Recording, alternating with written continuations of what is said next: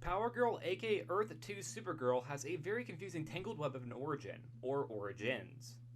Therefore, when it came down to the character being in the DCAU, she would be completely reimagined as a villainous Supergirl clone, named Galatea, who, while yes, is vaguely based off Power Girl, the visual appearance of the character is pretty obviously based on Power Girl, for the exception of a red cape. This origin became so popular enough that it resulted in some basing assumptions that this is the character's origin in the comics, which it isn't.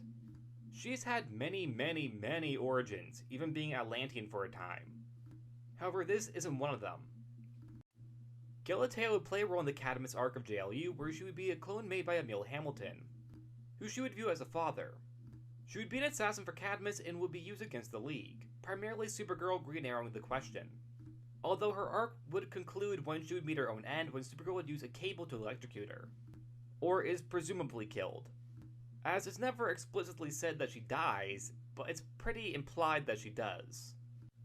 Despite being the DCAU version of Power Girl in the 2017 Batman Harley Quinn movie, there would be a direct reference to Power Girl with this movie taking place in the same continuity, implying that despite Galatea being a placeholder for Power Girl, she still does exist somewhere in this canon. She's referenced as a Hooter waitress is dressed like her. Yeah, that's a thing. Now, with the DCAU concept of Galatea being as strong as it would be revisited in the comics. Now, of course, since Power Girl's already an existing character, they couldn't exactly do Galatea directly, because even if they are very different, they have some pretty strong similarities. Therefore, instead, in the Power Girl solo series from 2009, issues 16 to 19 from 2010, we would be introduced to a Power Girl clone named Divine, who therefore is by proxy also a Supergirl clone, who does look very different from Galatea, but is clearly based on her. Divine would first appear in issue 16 as what seems to be a special weapon to use against Power Girl, that by Maxwell Lord, which would be revealed as to what it is, which is Divine in issue 17, who is an agent of Maxwell Lord, playing a similar role as to how she did in the DCAU as an agent of CADMUS. At the tail end of the Snowjob arc, Maxwell Lord sends Divine after Karen. Also note that at this point, Maxwell Lord is pretending to not exist, as he has used his powers to erase his existence from everyone's mind, which includes Power Girl's. This was after he was brought back to life, having been killed by Wonder Woman after killing Ted Kord. Divine is also wearing a containment suit that's very reminiscent of that of Doomsday's containment suit from the 90s. She takes Power Girl out to the Arctic where they have an on-par battle, which of course clues into Power Girl that something is up with its agent. They're not just a regular metahuman.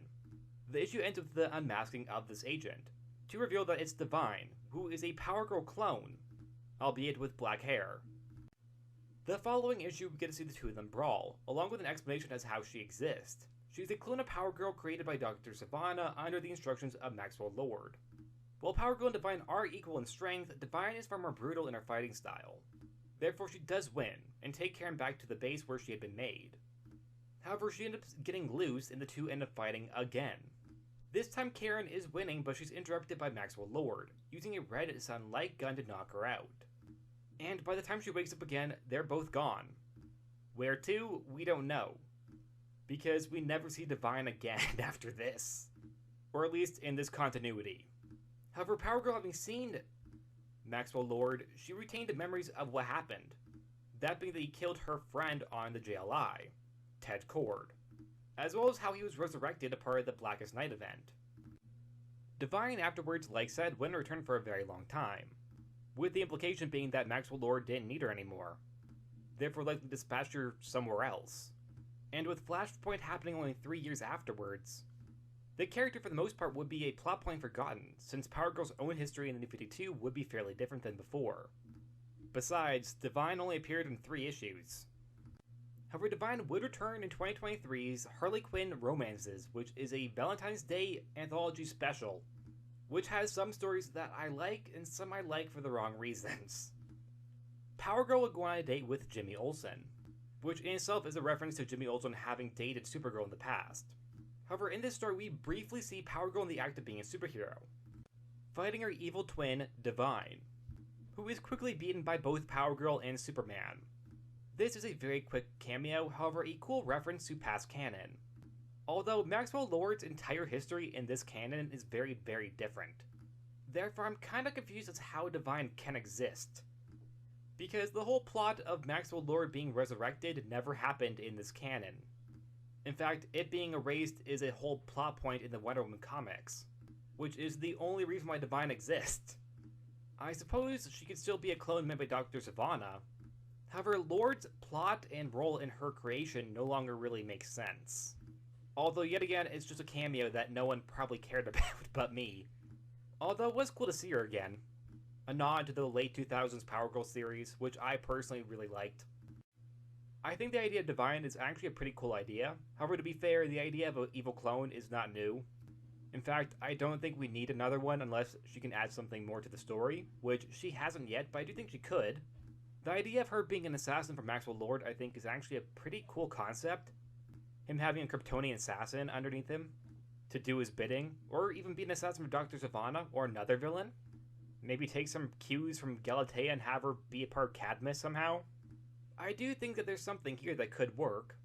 Although, yet again, at the same time, she is just a clone of Power Girl, which isn't even a new concept on its own. I don't know, I think there's potential there for Divine. Although, as I say that, I don't think she's ever going to come back. But who knows, I didn't think she was going to come back even after the Power Girl series, and she did. Briefly in an anthology book that no one really read, but she was there. And that's it.